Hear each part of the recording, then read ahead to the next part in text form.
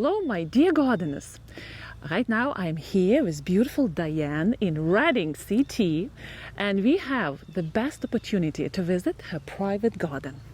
Diane takes care of this garden all by herself. There are 2 acres of magnificent flowers, and thank you, Diane, for giving us this opportunity. Thank you for being here. Thanks for coming.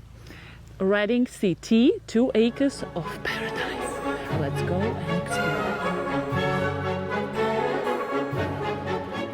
Diane, how old is this garden? About 25 years we've been here, and that's kind of when we started. This border here was developed in 2019, and it was done because we had an extremely wet year that year, and we were being flooded. This area here is our septic field, so in order to protect that, we had to really come in here and wipe everything out and put curtain drains that extend behind, all the way behind here and throughout this side of the property.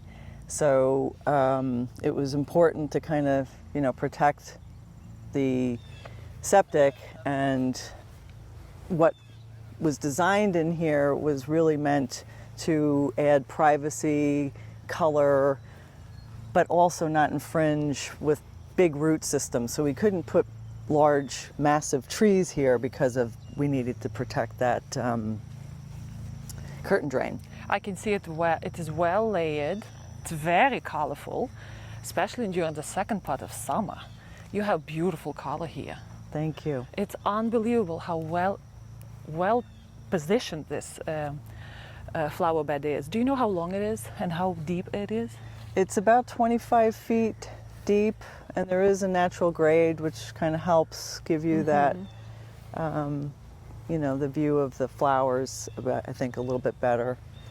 And since it's a long border, using some of the repeats and the colors and gives you that, I guess, gives a sense of continuity to it. Yes. How did you decide to put bigger shrubs and small trees here? What was the plan? Like this area was totally flat, right? This was grass. It was originally. It was actually, there were some large trees that had to come down. There were ash trees that were dying or in the process of dying, and really there was just sort of, like, I'd say, a shrub row. There was invasives and some natives in there, but it was kind of an eyesore, quite frankly. So in many respects, while it was a tough project to take on, it wound up being, one of the best things that we could have done to the property, from the standpoint of, putting things that we wanted. And I had done a course, or actually a certificate program at New York Botanical Garden. So I was always very inspired by the plants and the beautiful borders that surround the conservatory. Lyndon Miller was one of the designers of that, and her plant lists are amazing. So part of what I did there was just sort of write down. I used to take notes of plants that I really liked and things that they had, the combinations, and tried to replicate some of that. So. Well, you did a successful job. It's a beautiful border. Thank you. What would you say your most successful plants from that border? Oh, the hydrangeas for sure. The cotinus, the different colors. I have the one with the chartreuse, and then obviously those ones with those vibrant burgundy. And yeah, I think the hydrangeas really worked out well in there. Some of the grasses, the Carl Forster grass. And I do try to keep some of the evergreens in the back, in the way back of the garden, just to kind of keep that in the winter. It provides that nice winter interest. Diane, what do we have here in front of us? It looks like a cut flower garden. It is. So this, I started 3 years ago. This is the 3rd growing season. I have 8 4 by 50 foot rows of mixed annuals and perennials. There are a lot of flowers in bloom. I see a lot of pollinators. Would you mind sharing what the most successful plants are here? Probably the dahlias that we can see on the far end. A lot of these are newer things that I've been trying. I've been having some issues with the mold on the. Yep. So the Monarda was a newer plant this year. So everything some things I tried new, and this one has maybe not going to make the cut for next year only because of the problem with floppiness. Yeah, it's floppy and it's getting the mold is common for the Monarda. It looks so far pretty good here. Gets good amount of sun. But yeah, and I kind of roll with how the plants are doing. These are various pincushion flowers that are new. And look at the butterflies. Trying this year. They're actually doing pretty well. Happy with these. I see a lot of bees here. Yes, there's definitely a lot of pollinators. And sometimes I'm also in the process of harvesting seeds, like these. What is like here? This thing? What is it?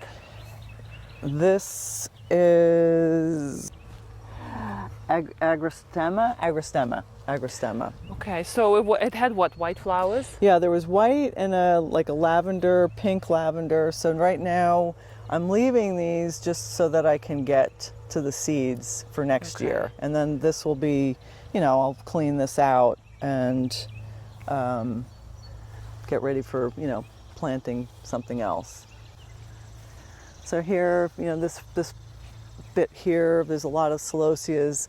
These are all celoseas that I've planted specifically this year, different varieties, colors, textures, forms. And a lot of these are the volunteers from prior years. Oh, really? Okay. Yeah, so I do kind of let things maybe go a little wild sometimes, but it's usually fun to experiment and see how things do. I see the nice dahlias are coming into bloom. Oh, your border of dahlias would be gorgeous. Yeah. In a week, maybe? Well, 2 weeks? It's really a fall flower, so some of this is surprisingly early to me. Usually August, middle of August on, and through really frost that they put on a show. So this is, I have 1.5 rows. I had 2 full rows last year, but I did cut it down because I was experimenting with other things. There's some annual and perennial grasses. I wanted things that were more textural for bouquets and things like that, so that's why I was focused on the grasses. And I also think that they add so much to other parts of the garden. So I was growing the grasses to place in other areas of the garden as well. Well, these are 2 acres. I mean 2 acres, and you're the only one who takes care of it. How in the world do you do it so well? It's a lot of time. I know you have your husband engineer, Yes. so he's doing all the machinery maybe for you. Yeah, And I know he's collecting water. he helps with a lot of those big ticket things. Years ago he put the deer fencing in for me, and he does a lot of my honeydew projects when I need help. But really, it's time. I put in the time, I guess. How many hours? Certain points of the season, early spring, it's probably over 40. I could be out here 8 hours a day or more. My. So, but I enjoy it. Yes. And I've had the time since I retired a little over 4 years ago to be able to follow a passion, which I'm very fortunate. How about to weeds? have. I see your garden is pretty weeds free, but again, 2 acres. Yeah. How do you conquer those? I think the best way is to try to stay on top of it as best as possible. But I also have this obsession with having a lot of plants. And so the plants basically become the ground cover. They cover the ground. They be kind of, plant mulch, I guess, is a way to do it. I plant tightly, like the cutting garden is plant tightly for a specific reason. So you want taller, longer stems.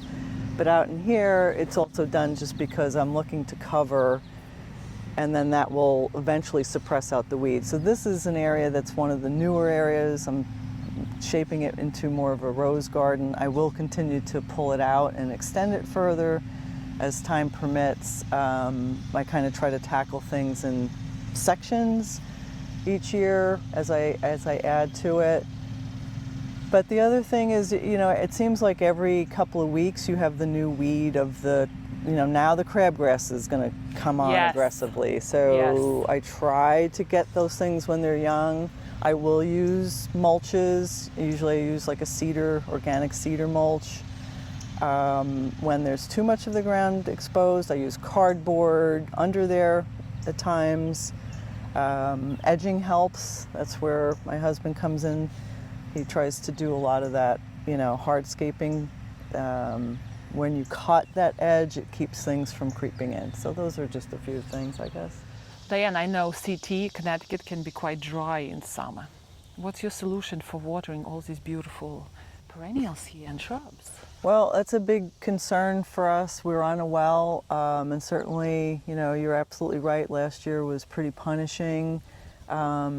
And as I mentioned earlier, we had that whole project because we were, kind of being flooded. We do have a high water table here, so That we needed helps. to move that water. And my husband really devised the whole thing to harvest as much water as we possibly can by building a reservoir that, we pick up the water in the swale. It runs from behind the curtain drains.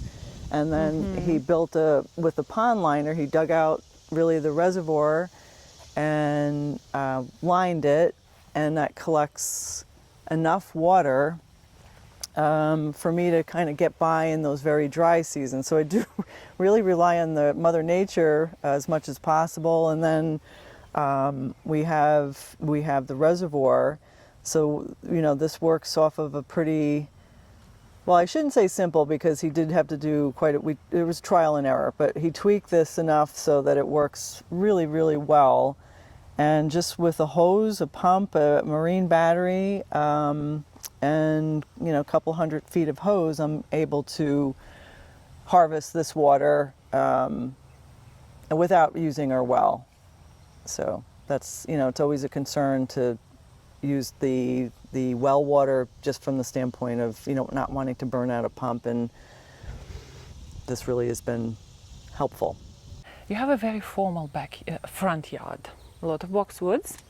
They're very healthy, well maintained, looking very good. This is like an old section of the house, right? The Yes. original one. Right. Which came with the house. No, this No? all we replanted. There were different shrubs and things here, and I wanted something, I guess, to your point, more formal, quieter. Things get, as you move away, they seem to get looser and Brighter.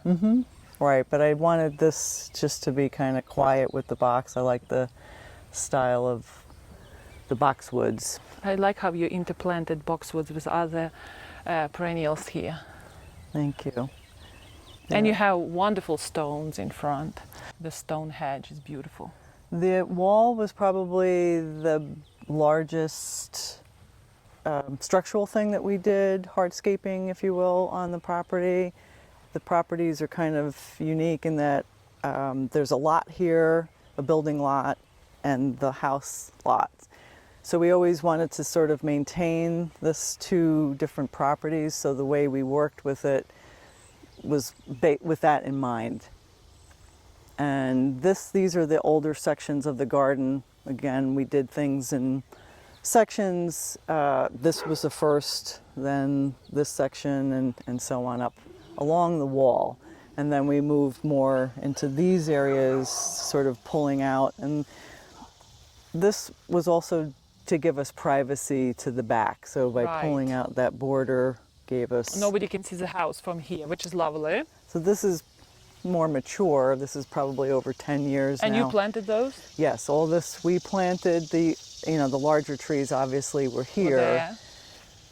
And we didn't really feel we needed to plant the core trees. They were already here, the pines, the maples, that was all here. We've really just added all the ornamentals.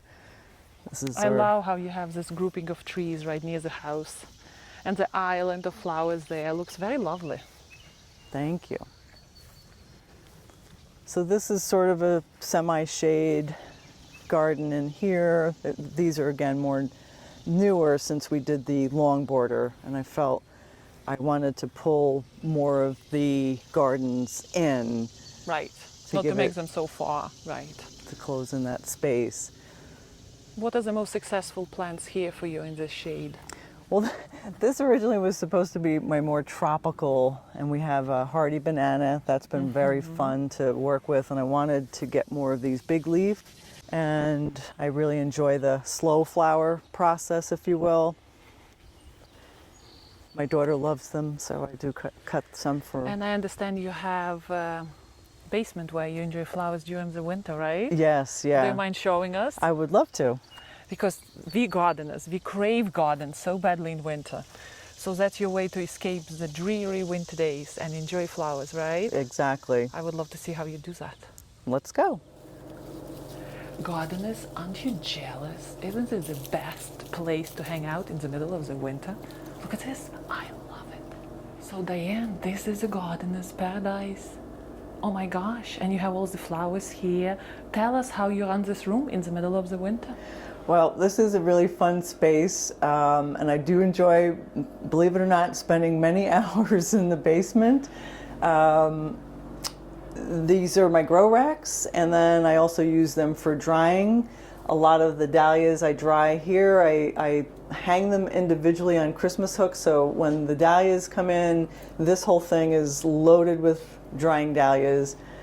And then I can tinker with them. I make different dried arrangements. I see feathers. Right, my husband is a hunter, and How cool is that? from the turkey feathers, I thought it would be kind of cool to see if I could integrate them into some of the projects. I make wreaths and incorporate the natural, sort of it goes with, I think, the flowers. It's fun to do.